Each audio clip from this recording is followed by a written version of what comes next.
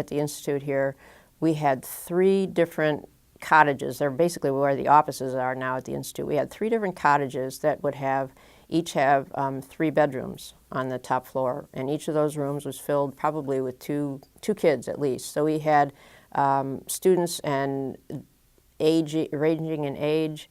I think the youngest we had was 5 who lived here, and then went up to at one point age 21. So, but it varied year to year to year.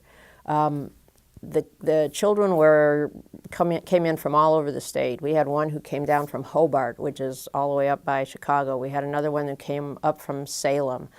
We had kids from Indianapolis area, from Evansville area.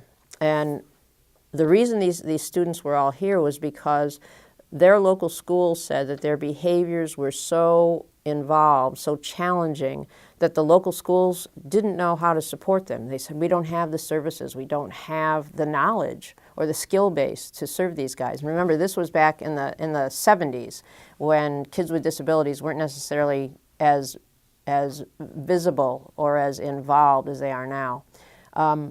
So the schools approached, as far as I can tell, the schools, I think, approached the DTC and said, we have this candidate, we'd like him to come. And I'm not sure what the selection process was, but there were kids who had language, or some who had minimal language, some who had no language. They all had significant challenging behaviors. Some were self-injurious, some were very aggressive toward everyone else. So they were kids who were challenging. The deal was that when they would come here, the school system and the parents would both work and meet with the staff here from the DTC, so we could help them develop home programs for the families, and then school programs to ultimately get the kids back to their home and to their home school. The day for the kids was pretty packed. It was pretty structured. There were a lot of staff.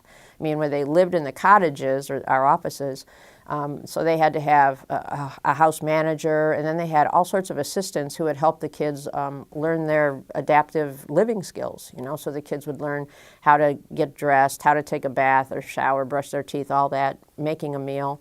So that was their morning. So they started very, very early, learning and being engaged, and then they would march their little selves up to the school building, and there was staff that would accompany them, of course. And when they came into school, they had either small group or one-to-one. They had speech and language. They had adapted PE with me. They had lunch in the room for a while, and then I think at some point during some of those years, some of the kids went down to the elementary school cafeteria, which is where they were. After school, they had a recreation program that I helped with sometimes, and they would take the kids out into the community, do activities in this very room that used to be the recreation room. And then in the evenings, it was just kind of like winding down, helping fix dinner, taking a bath if they did that again, getting their jammies on. And so the day for the kids was really packed, really packed. The goal, I think the optimum goal was for a kid to be here a year. We want the kid to be here a year, get the program, get the parents involved, and bye. I don't know if that happened for very many kids. I think most of the kids that I remember were here at least 2. And so the hard part was when school was out, at the end of the year.